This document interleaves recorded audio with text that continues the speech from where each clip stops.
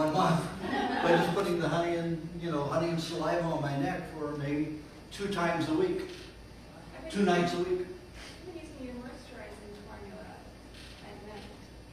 That helps. It's nice, but it doesn't do what this does. For some reason, the honey really does it. Saliva and honey? Hmm? Saliva and honey? Yeah. Put the saliva on first, and then put the honey on top of that. Huh. Can you sleep with it? Absolutely. You gotta smell better than that cow stuff. And that's if you have moles and gross. You need the. I'm real sensitive to the smell of the milk. Well, then you could use honey for that. I found it does work. Nights a week? Pardon? Nights a week? Nights a week or every night? You can do it every night. Well, I wouldn't do it every night. Well, if you're leaving it out open during the day, it's fine. You probably do it every night. I'm just not that vain. I'm vain 2 days a week only. So, I only afford bed every 2 days a week. 2 nights a week. Show some signs of maturity. Anyway, the fats are the most important nutrient in the body as far as I'm concerned, especially if you're sick and living in a toxic society like we are. Like, even though I'm walking around, all these fibers here, if I scrape those up and burn them, you know what I will have? A ball of plastic. If you're wearing synthetic clothing, you're going to get fibers in your lungs, which are plastic. What does your body have to do with plastic? Has to dissolve it. Guess what it becomes? An epoxy and a glue again. What's it going to do to your system? It's going to deteriorate it. So stay away from any kind of synthetic clothing. Your carpets, either get rid of them, put down tile or wood, or put down wool, cotton carpets, wool cotton silk. Contaminate your life, decontaminate your life as much as possible. Because every nutrient you spend on that toxicity takes away from your health. Just making you a little bit more deficient. And if you're looking for the best quality of health, do everything you can to make it easy. That's why you don't see me kicking around out here. I'm stepping. As I step, so knock the fibers all over the place. Maybe I should start carrying a carpet, a cotton carpet with me. Lay it down. That's a good idea. So fat is the most important in the body. That's why I talk about it so much in both books. Protein builds every cell in the body. It's needed along with fats for your body to produce any hormone, prostaglandin, or anything in the body. The tribes who eat raw meat and raw milk have no degenerative disease at all. Maasai tribe eats about 60% milk, raw dairy products, 40% meat. The Fulani eat 90% raw dairy products, a little bit of raw meat, and about 8% cooked meat. The Fulani have no degenerative disease, but they have some emotional problems. Also, they have splotchy skin, but they still have no degenerative disease. They've got an interesting little thing that goes on in their society. If there's an argument between adults, the children get together and they mimic the argument that evening in a play. They make fun of it.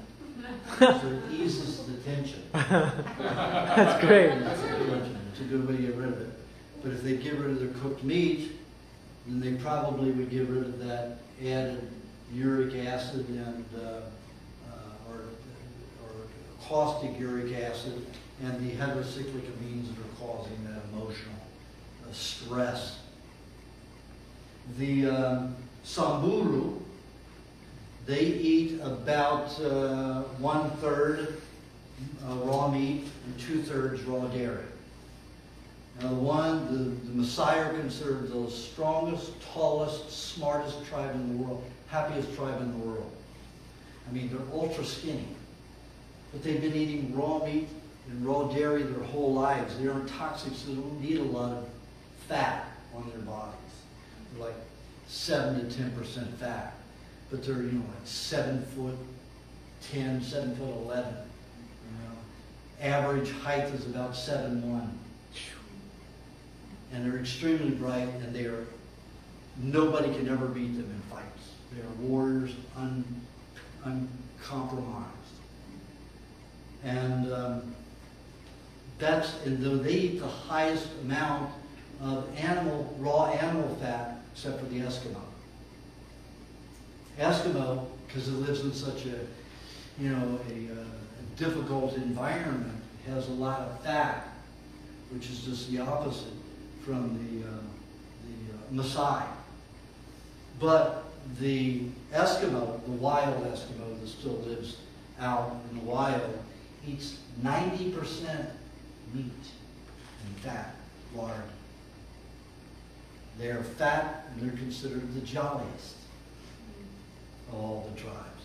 Can you imagine putting your baby in an igloo, crawling around naked on ice in an igloo? Aren't you worried about a cold, Mom? Dad? These are a healthy kid. Crawling around on an ice igloo floor. No heat. Crawling around butt naked. If we put our people, all of you, and the rest of everybody, in Alaska, 1 year, you'd be dead through 1 winter. Probably 90% of you would be dead. How many people, if the heat goes out, how many people do we have die in one night? 230 the last year. One night. No heat. 230 people died in one night, in one city.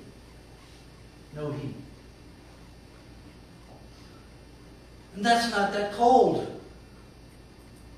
In Alaska, be different. So we can glean a lot from these tribes, but nobody gives them the discourse or attention at all. Why? Because it goes against the restaurants, the food industry, the supermarkets. It's all about money, making money, not about health and caring for everybody's health. Sure, we'll get rid of a hell of a lot of population in the next 20 years, because we can expect a hell of an epidemic. This is like in England and in Ireland and all their main cities. The Black Plague. There was a blacksmith and a jewelry shop on every corner, every block. Smelting fat. What is England? It's on an island. Ireland, it's an island. Fog. You have this molten steel, this metal, floating in this fog. People breathing it. You're going to have a Black Plague. None of the people who lived out in the farms got the Black Plague. Only the concentration of people in the cities. And some of those that migrated from the cities finally, that grew up and spent their whole lives in the city and went out to the farms, those were the only ones who got the Black Plague. Disease comes from toxicity, malnourishment. Get rid of the toxicity as much as you can in your system, in your bodies, and feed yourself the healthiest nutrients. I'm not saying mad cow was a good thing for me to eat, the best thing for me to eat, but it's the only thing I was able to get while I was in Paris. When I was traveling around throughout France, I could go to butcher shops, I could get good, meat from the farmers out there. It was everywhere. But in Paris, there was nothing. There was no raw milk. I had to travel 60 miles to get raw milk and raw cream. But after my 3.5 years there, I had every health food store carrying raw butter, raw milk, and raw cream by the time I left in '96. You can go to France and you can get it in any health food store. Raw milk, raw cream, and raw milk. Huh. They continued it. Can you come to Stockton? All right. Pardon? Can you come to Stockton? Well, you know, I got it legal here in California. As I was telling Stephen this morning, Our raw milk here comes from Stockton. You're kidding. Fresno. Fresno. Yeah, you can't buy it in Stockton. I'm sure it's there. You it's just close.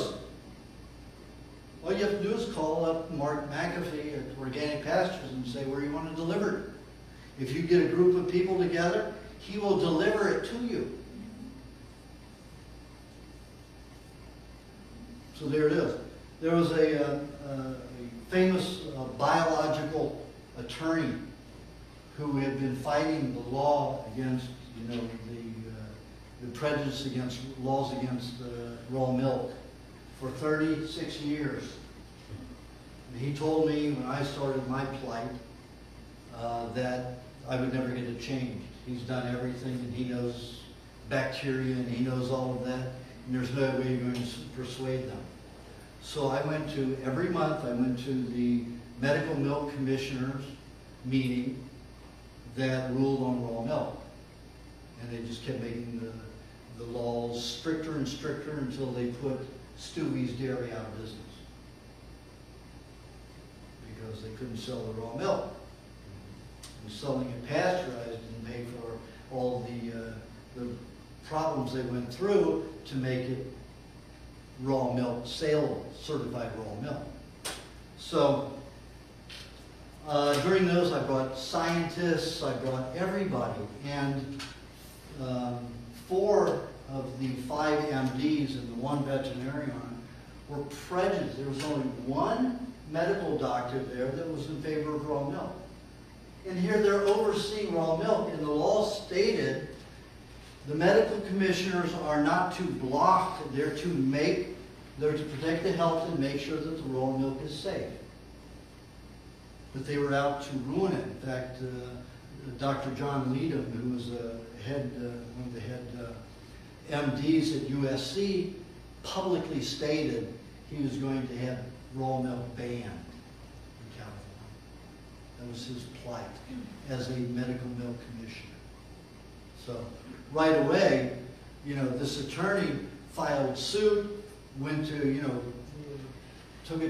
tried to get the government to take action against this man. They never did a thing to him. I was showing up there with scientists, with all kinds of things. 3 years they didn't listen. Poo-pooed everything till we had no more raw milk. So I said, okay, by that time I figured out the only thing I can do is prove that raw milk is good and pasteurized dairy is bad. So what I did was, I got together with Dr. Douglas, who is considered the world's most greatest MD expertise on milk, who wrote a book called The Milk Book. It's called something else now. So he allowed me to use all of his information plus every other information I could find on the benefits of raw milk that were produced by medical teams at hospitals and at universities all over the world. Then also took all of the information that I could find on epidemics that were milk related. And guess what? There was not one epidemic scientifically attributed to raw milk, but hundreds attributed to pasteurized dairy. Wow. One of them involved 197,000 people. Now, why isn't pasteurized dairy outlawed? Big business. Big business. And that's exactly what it is. So I wrote up this report. It was only 32 pages. Now, the attorney, which told me that I'd never be able to change the law, had a 500-page report. It was so complex, so confusing. You know, you stop and say, wait a minute. How much of this is really to do with raw milk and disease? And he's talking about bacteria. How does it relate to milk? Nothing was cohesive and coherent. Any, you know, politician that isn't really bright is going to pick up that information and say, it didn't clear up anything in my mind about it. It just made more confusion. I made a 32-page report with another 20 exhibits from doctors stating that they've had experience with raw milk, it's never caused any harm. Dr. Paul Fleiss, you know, a famous childhood doctor, you probably know his daughter, Heidi Fleiss. And I had a lot of doctors, Dr. Privatera, you know, is also a famous doctor who beat the American medical profession. They tried to take him to task for not practicing the regular medical therapies. He beat him in court. So he won. So he was one of those that gave me a letter. And I had a letter from a mother, that talked about how her daughter reacted on pasteurized milk and how she reacted on raw milk and actual incidences. So I had all of that in it.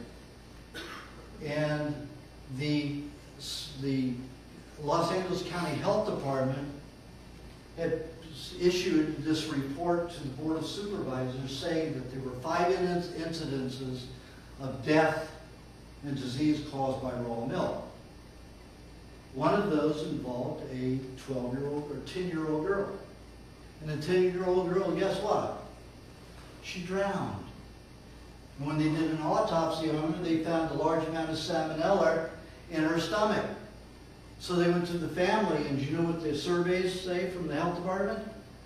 Does anybody in your family eat raw food? Any raw milk? The family drank raw milk. So they put down the girl died of raw milk contamination. Jesus. Oh my God. No scientific anything behind it. So Dr. Douglas went and asked the family about it.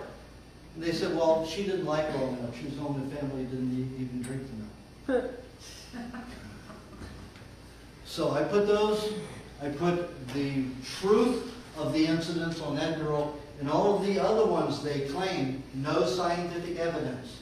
It was by survey that it was blamed on raw milk, which had nothing to do with truth or science. So guess who got fired that next week? The head of the Los Angeles County Health Department got fired. Because I came through with a report that absolutely said every bit of that was a piece of garbage and a lie.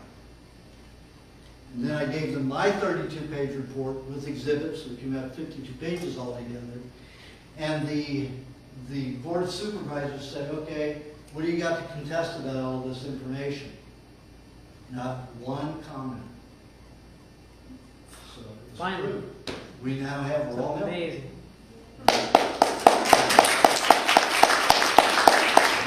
Thank you, Aajonus. We did it. You did it. So Yeah. now we have it. And we've changed, with that report, we've changed the law in 6 states in the last 3 years. Wow. And we continue to do it. So if you want that report, download it. Some of it's in the recipe book in the very last What chapter. are the other states? Pardon? What are the other states? With what? What are the other states? But it's legal in. Indiana, Colorado, Minnesota, Wisconsin. They're allowing for the. They're not making it completely illegal. They're allowing for cow share programs, where each member is an owner of the cow and they can have their own milk. So it's a little manipulation there. I wrote the laws for that. How generous. Pardon? Yes. Yeah. If you're part owner of the cow, you can have your raw milk. But it works, That's what we did in Indiana. In Indiana, the governor stepped in and said, get off of their backs, let them do it. So we had the governor come in and do it. So, but that report goes a long way. And then there was another fellow that wrote a report on the medical use of milk, Andrew Bernstein, and he is a cum laude graduate of Johns Hopkins. He put a small report in there. It's not published, but if you email me, I can email it to you. But he put up this report on how children in hospitals were fed bacteria that counted in the millions of bacteria per liter. And children were getting well from it. So with that kind of information in there, we give that too. So they're bombarded in the health departments. They are just bullshit artists. They aren't even good researchers. So they can't even contest anything. They keep coming up with the same rhetoric or the same incidences, even the CDC. And the CDC, the Central Disease Control, federal government in Atlanta, Georgia, they were at the meeting against me, and the state of California's health department were against us at that board meeting. But none of them could show any kind of data or information against my report. So they lost. And they keep operating that way, out of intimidation and lies. Yeah. Is there any further resistance? Is there any resistance that's trying to bring it back the other way? Or now that it's in place? Well, they called in the federal government. So the federal government, FDA and USDA, issued a letter to all states asking them to outlaw raw milk because it's a hazard to health.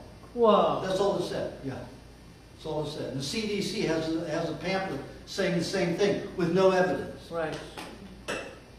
They Yeah, do it they're by trying propaganda. to protect big business. Absolutely. Yeah. Absolutely. But all you have to do is condition people to like sour milk, spoiled milk, and then it's fine. You don't lose your product. Then everybody will eat it in whatever condition it's in. Yeah. But no, they're going about it. They just want easier to handle food that isn't going to explode in a bottle and it's too old than it is. And it's easier to pasteurize and not have to worry about it. Okay, so fat, protein, carbohydrates.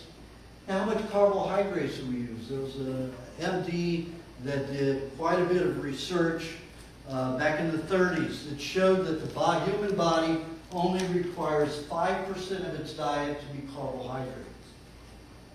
And he showed that there was enough carbohydrate in meat and some vegetable juice to handle that easily.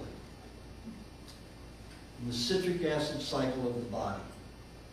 And that means burning of fats, utilization of fats for energy. That's where that carbohydrate is needed.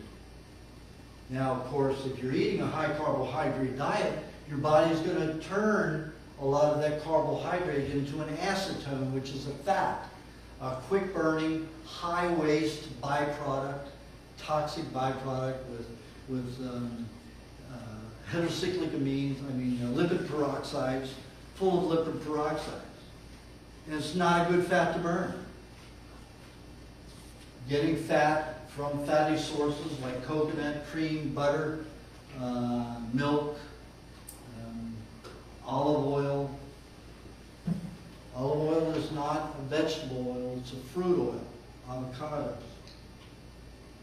Those are all fat. Eggs. Those are all fats that are very easy and stable and don't create any lipid peroxides in their use and digestion. When you cook them, they do. They do create those byproduct toxins. But when they're raw, there is none of that. And you do need a little bit of carbohydrate to burn them. But you've got carbohydrates in almost every food there is. Piece of fruit once a day, plenty. With lots of fat. So it doesn't sugar out the system.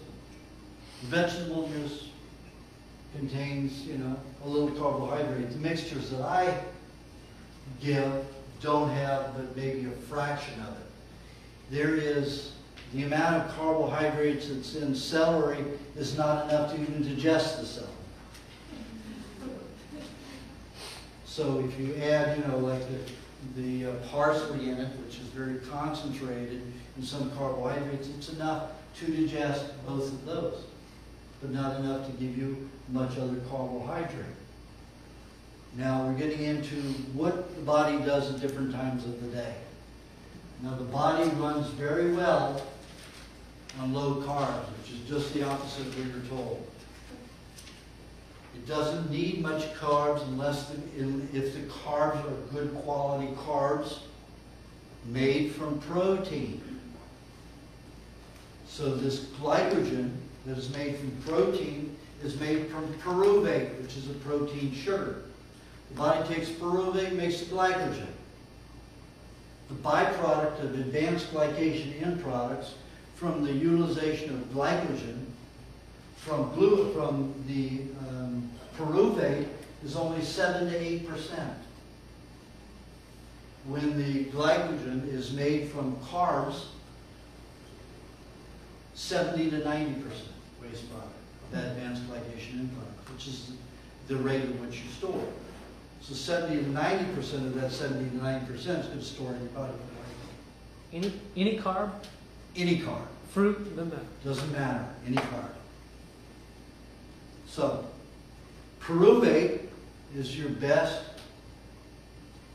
protein and carbohydrate.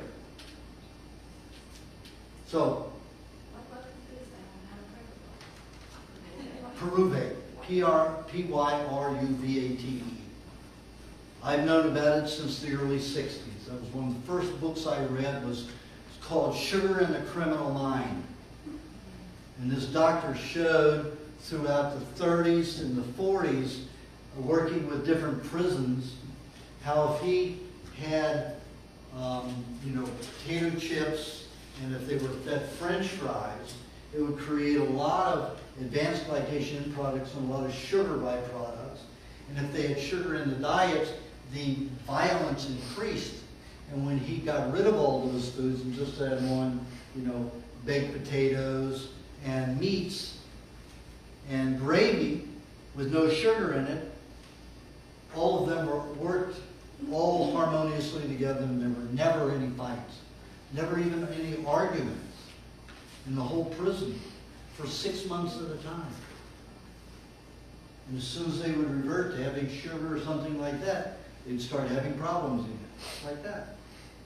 So pyruvate means if you want pyruvate to become your glycogen, then you have to eat meat in the morning. Now the body is going to gear its system according to what you feed it in the morning. The glycogen system is going to be determined by what you eat till noon. It means you stay away from fruit in the morning. When you have a vegetable juice, make sure it's mostly celery, so it's low carbohydrate.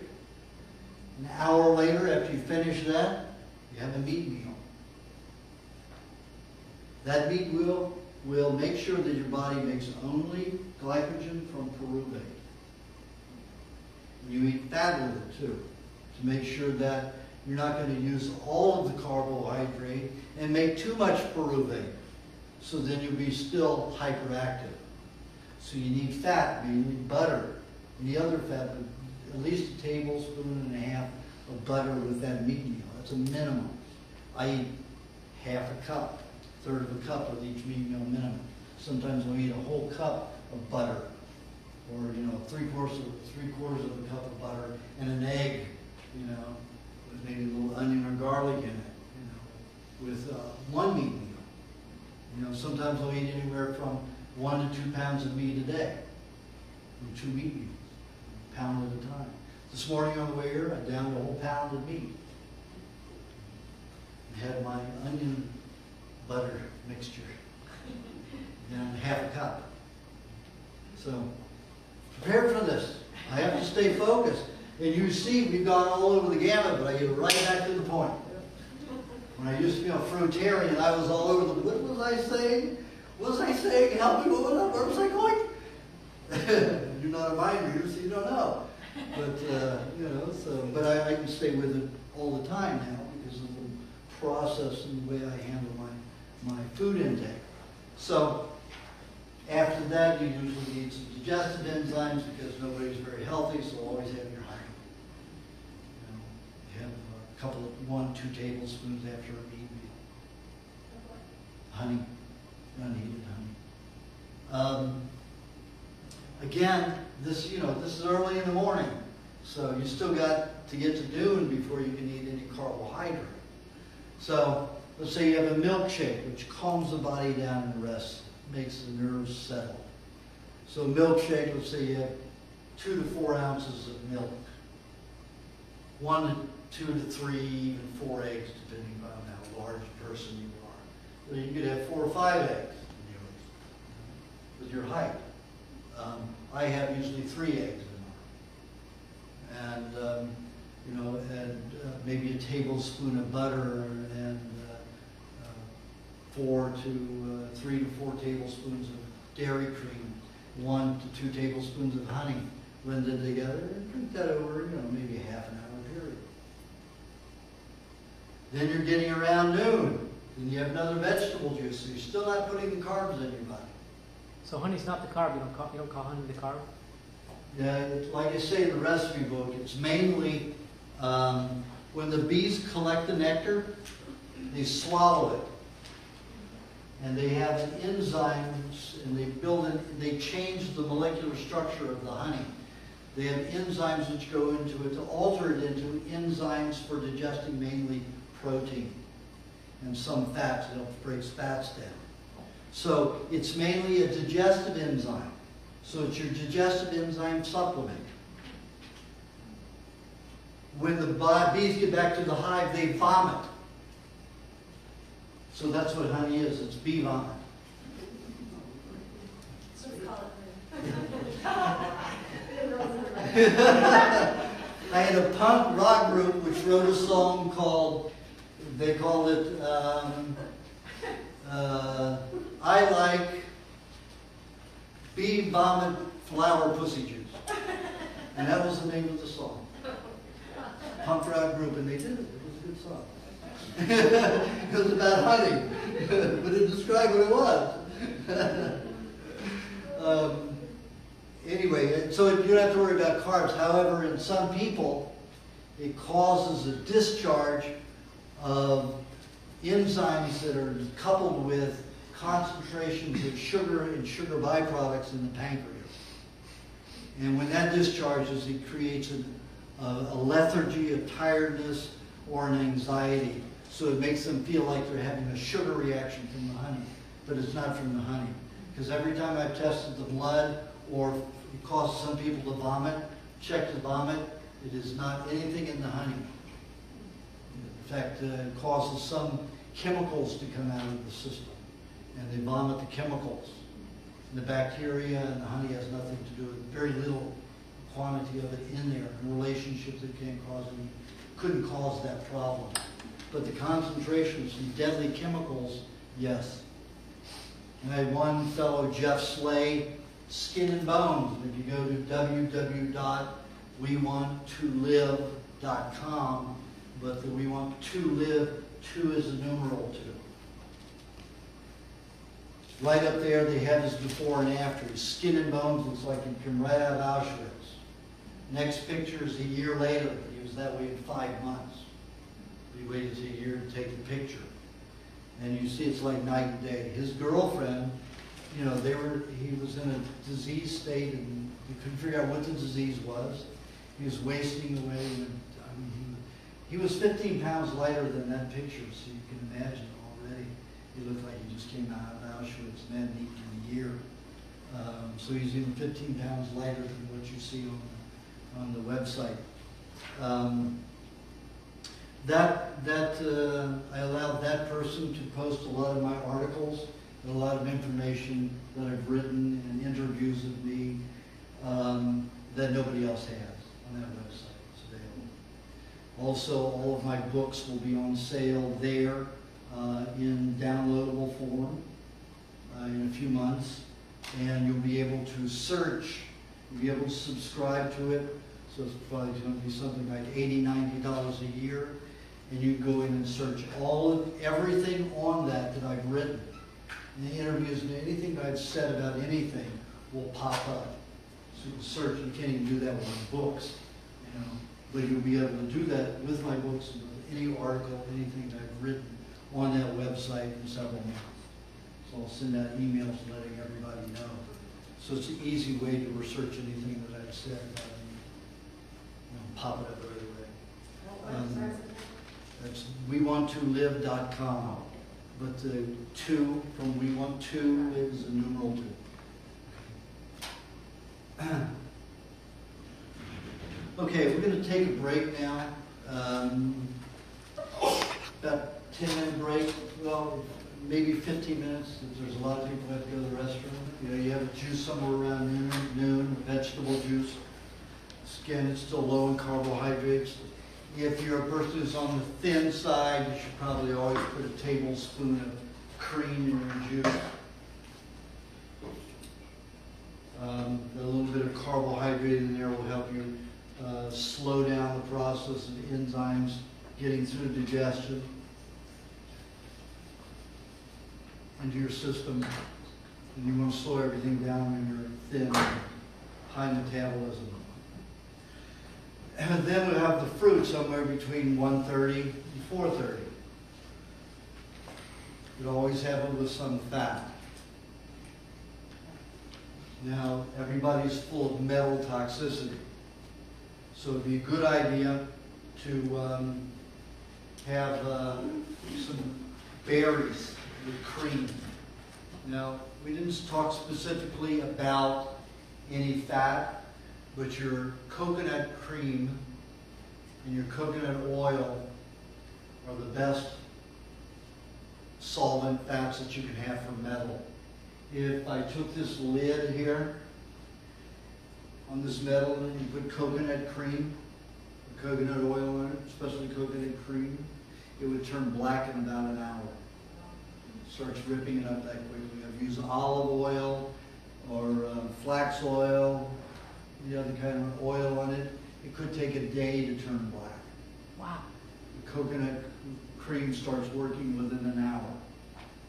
Coconut oil, it's a little slower, may take 12 hours. Coconut cream rips it up quickly. Pulls metals out. Huh? Pulls metals out. It dissolves metals and helps pull them out of the system. Wow. So that's the best chelation therapy there is. But you also need some other fat, some animal fat along with it to help bind with those toxins so that they don't store in the system. So I recommend that, let's say you have anywhere from 3 tablespoons to 6 tablespoons of coconut cream with 1 to 1.5 tablespoons of butter, 1 tablespoon of dairy cream, 1 to 2 tablespoons of honey. Now, if you have a terrible sugar reaction when you have the honey, like I say, it's the pancreas cleaning itself. Sometimes it's the liver cleaning out old toxic sugars that it's stored in it, or carbohydrates that it's stored in it, and it's not from the honey. So you may need to regulate the amount of honey that you use until your system stops dumping so much. But in that quantity with the fats, it should slow that reaction. If you eat the honey alone, you might have more of that reaction.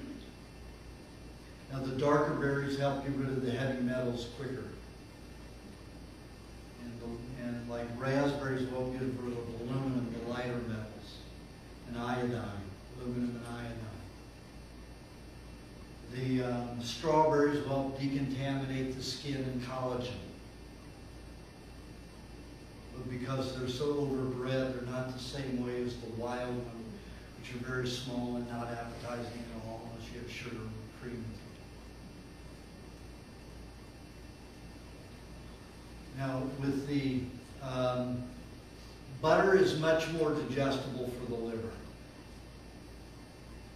And butter feeds almost every system in the body, but it's like the body is like an orphanage of many, many children. The children are going to gobble it up, and some children back in the back are not going to get much. And that's what happens with the skin and the connective tissue and the tissue around the lymph, and even in the some in the bone marrow, in the joints. It's all going to be absorbed before it ever gets to those areas. That's why if you make the moisturizing lubrication formula, it'll get to those areas. When you mix the butter with an egg and lemon juice and honey, it breaks it down quicker, and it floods the system with more than the immediate areas can absorb. So it gets all the way out to the skin, at least to the joints and the connective tissue. Because the skin secretes and excretes more toxins than any other organ of the body, the skin will always be the last to be mended and healed.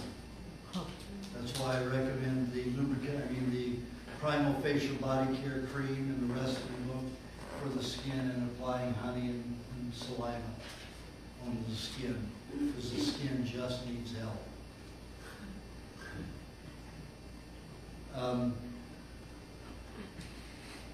The cream is the best for the nervous system. It lubricates and stabilizes and relaxes the nervous system where no other fat can do that. However, it's more difficult for the liver to digest, because the liver has to basically use a tremendous amount of enzymes to make it into a substance like butter and to discharge it into the system. So if you have a slow liver, you want to have enough cream to keep your nervous system relaxed, but not enough to cause yourself pain, and you just have to rely upon more butter, especially the lubrication moisturizing formula. Now I call it the lubrication moisturizing formula because for women, the sound of moisturizing is very pleasant. For men, they like lubing. But it's the same thing.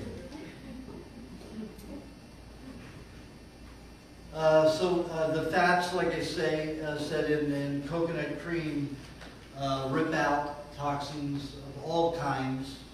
Arterial hardening helps get rid of, old resins, other oil resins like from vegetable oils.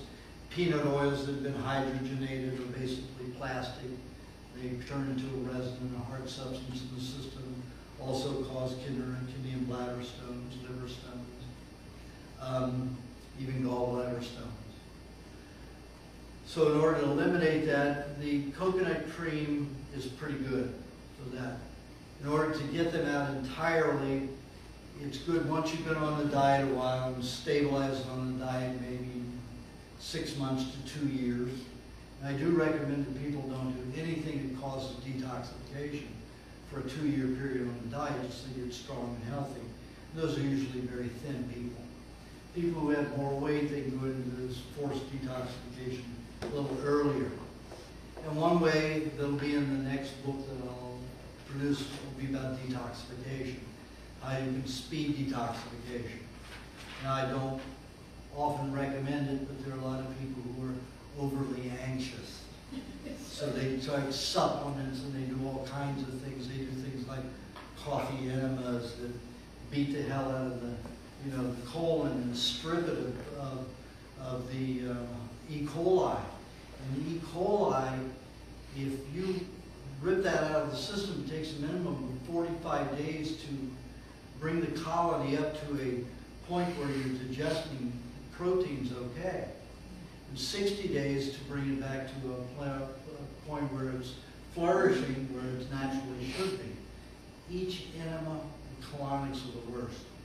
Colonics can destroy it permanently, unless you eat shit to replace it, or meat that you've taken some buffalo dung on and rubbed it on the meat and let it grow in there, and then eat that.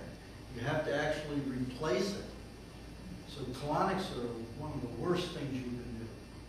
Chelation therapy is the worst thing you can do. Because what it does is it pulls the metal out of the softer tissue like glands, and then it just deposits it in the connective tissue, the lymph system, the bones, and the skin. So it's like me, let's say it's like me having 30 boxes, and you can carry 3 or 4 at a time. And I keep giving you 30 boxes at a time. You're only going to be able to carry 3 or 4 out at a time. So all these boxes are going to pile up all around you. And that's what happens in the system. So it causes mass contamination of the lymph, connective tissue, bones, and bone marrow. And it leads to bone cancer and bone deterioration. So that's the worst. The second worst is colonics. The third worst are, vitamin E supplements, and the next would be vitamin D supplements, which is vegetable oil exposed to radiation.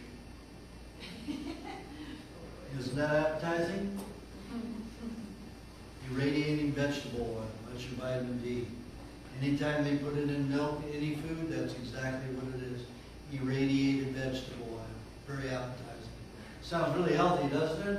I want that vitamin D. Vitamin A, they produce by taking carotene and mixing with fat. We call it vitamin D. Vitamin A. None of that's good stuff. None of it's real. It's just chemistry that they make you believe it's something good, but it isn't. Some enzymes can be helpful for some people who digest poorly. Their pancreases are not working, but my recommendation is using honey.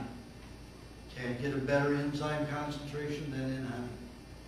If you react badly to it, even take 1/8 of a teaspoon every 15 minutes to half an hour.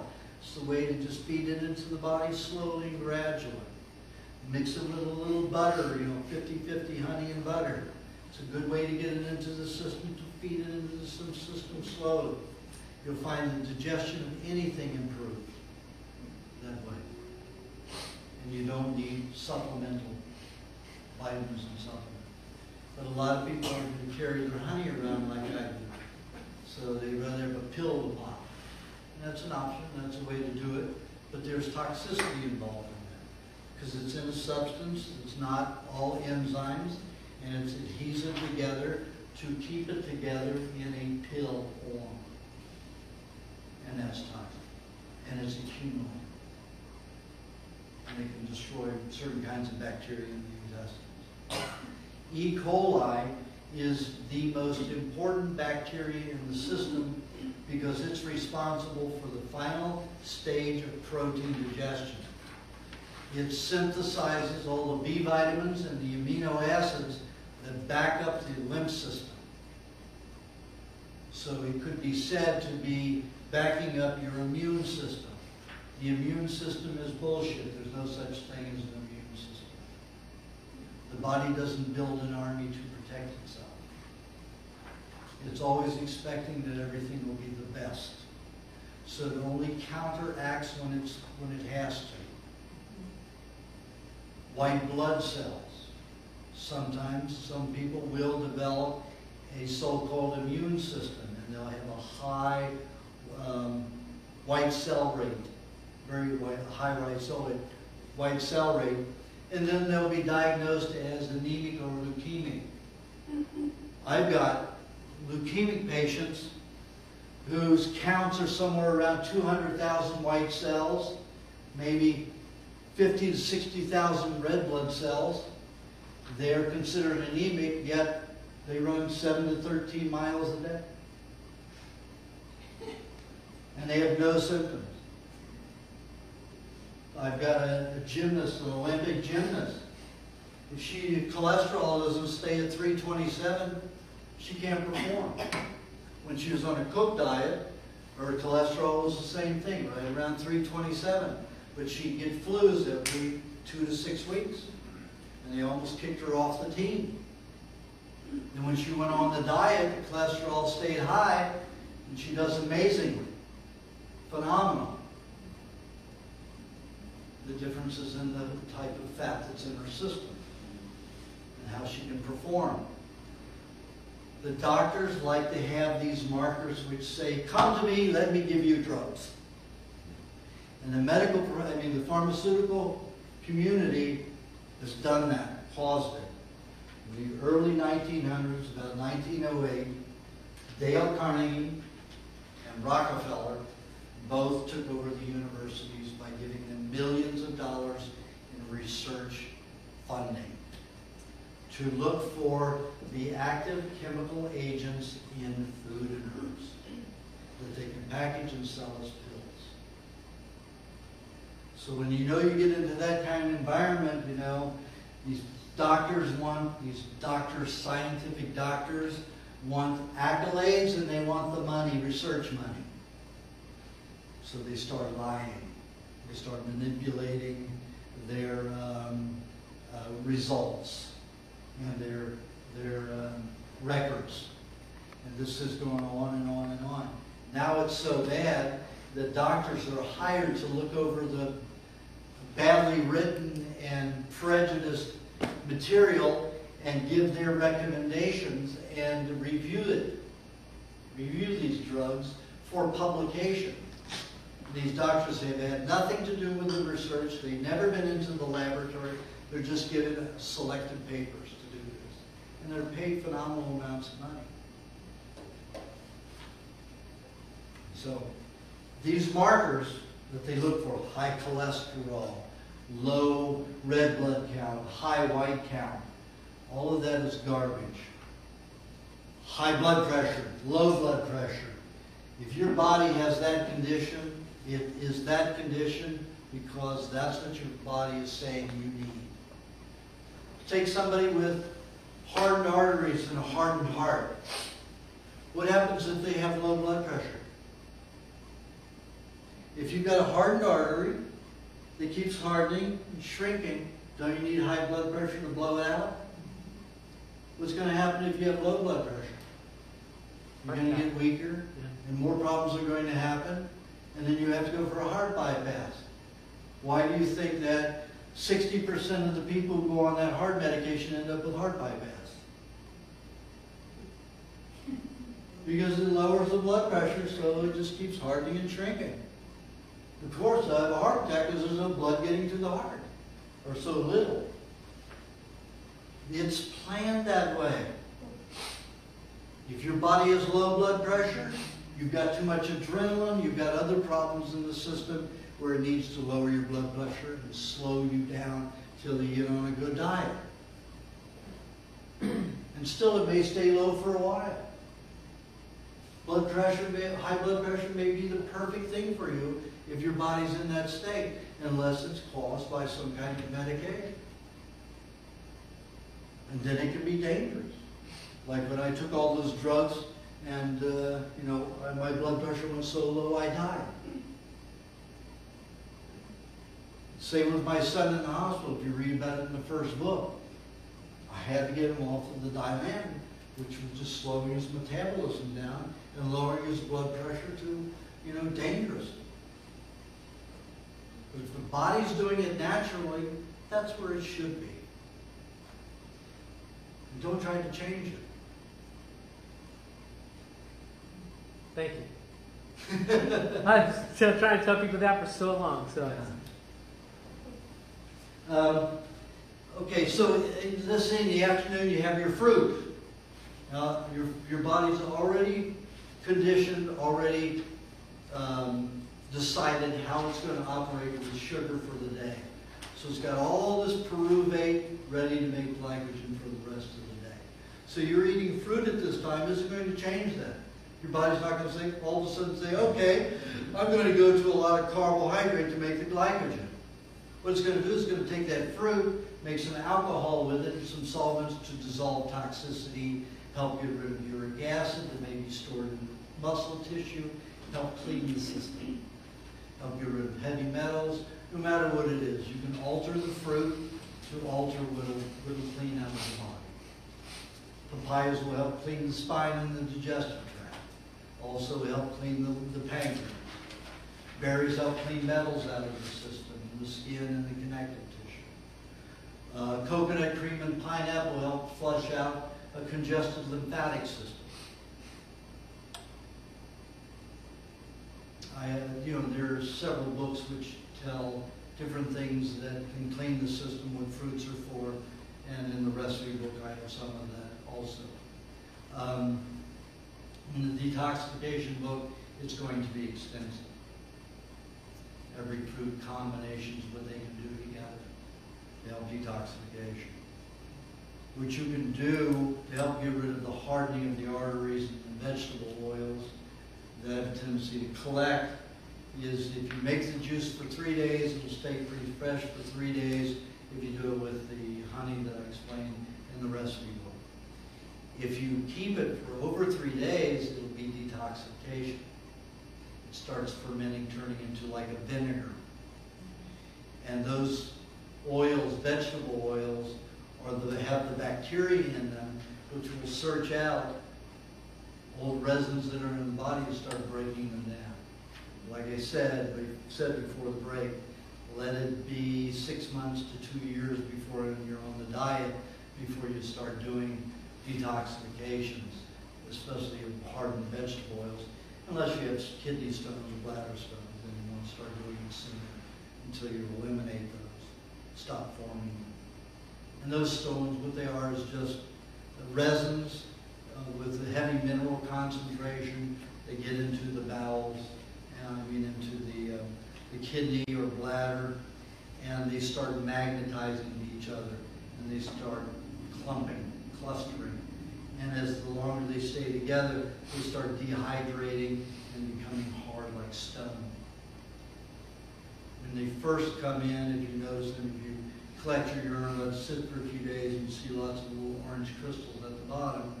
That's what happens when the stones are forming in the body, but it's staying too long in the body. If you take those, they're really soft after a few days, but if you left them in there weeks, they get really hard. The longer they're in there, the harder they get. But if you take them and go like this and smell them, you'll know what they're from. Like I had them forming in my urine about 2 years ago, and even when I was urinating, some was passing out. So I took them and maple syrup. Pancakes, yes. Maple syrup. So I had them tested, and sure enough, maple syrup. You're saying you're collecting your urine to see if there's these things in there? Yeah, sometimes I do. To see Okay. if the crystals will form in a few days. Okay. Do it in glass, not plastic. Yeah. And then if they form, you'll know that you're discharging some kind of resins. Too much And carbs. if you analyze it, it's expensive to have things analyzed. I get people who donate to, Right to Choose Healthy Food, or sometimes I'll have things analyzed. It's like $800, minimum just to have one analyzed. And I started to tell you before, that guy was real skinny and got the weight on his because he was deteriorating. His fiance saw this. They kept putting their wedding off for 1.5 years because he just kept deteriorating. And he wouldn't get married unless he was not going to die. And here he thought he was going to die. So he went on the diet. So of course she saw what happened. She's on the diet, So she vomited after eating fish. And he'd eaten the same fish and he didn't vomit. So she thought it was bacteria in the fish. I said, well, Jeff, if you save the vomit, go have it analyzed at the laboratory. So he comes from a very wealthy family, so I don't think he ever works. And never worked in that I know of. He's traveling all over the world. His wife works, but he doesn't work. So the guy's got quite a trust. But anyway, he spent $800 on this test, and a half a cup of vomit, and the drugs in it were phenomenal, chemistry in it. It even had date rape drug in it. GHB. Yeah. Even had that in it. But it was extensive. It was like a very high ratio. And of course the bacteria, the body wasn't getting rid of it because of the bacteria, it was getting rid of it because of the poisons. And that's what you have to understand. Every time I've had a laboratory test done of vomit and diarrhea, it's always high in chemicals that are not biochemistry. They are industrial chemicals. And the body will, when they start mixing, you have herbicides and pesticides, preservatives mixing together, you have whole new chemistry formed. And a lot of them are, say, unidentified chemicals. Because the combinations are not understood or even utilized. So anytime your body's in vomit and diarrhea, you should cheer and be happy. Because you're getting rid of some pretty toxic poisons if that happens. On that little half a cup of vomit, it was a 52-page report. 52-page report. No, 62 pages. 62-page report. Now I've got a patient who has metastasized cancer, and I collected her vomit. I'm going to have that analyzed just to see what's caused her cancer. Because whatever's she's vomiting because the tumors are now dissolving and going away. And she's vomiting frequently. So I want to see what caused the tumors in the first place, what chemicals caused hers. So I'm sure that there's a lot of acrylamides in it, but I'm not going to look for those. I'm looking for industrial chemicals that are in the blood, shouldn't be there. And a lot of fats, a lot of these tests, in fact, all those tests have different triglyceride compositions because the body's used those fat triglycerides and fat formations, fat molecule combinations that help dissolve these toxins and chelate with those toxins to keep them from being as damaging. So you should always expect a high rate of triglycerides to be found with those chemical compounds. And 1/2 of her vomit were triglycerides that were bound with those chemicals. And they put an enzyme in there which releases them, and then they can analyze the composition of those chemicals once they're released. But as long as they're bound in triglycerides, they're not free to be able to analyze. So anything your body does, be happy, as long as you're feeding it properly. Now, people go through detoxifications all the time. A lot of people say, well, this diet's causing me to detox all the time. You know, I'm getting sick and I'm doing all that. I said, well, how do you know you wouldn't have that happen if you weren't on the diet? People are detoxifying all the time. You're going to vomit, colds, flus, pneumonia, every kind of disease you can imagine. They're not on the diet. How can you blame the diet? So for a 6-year period, I kept in touch with 500 people who were on the diet and got the rate of them going through detoxifications, vomit, diarrhea, how many days of the year, and how many days they suffered a cold or a flu or any kind of other obvious transient detoxification. It came out to about 12%, sometimes as low as 8%. A 6-year period. 1 year was 8%, another year was 12%, and the other years was in between those but never went under or exceeded. But in the average population out there, they're going through it from 18 to 22%. So you can never say that this diet is responsible for your detoxification.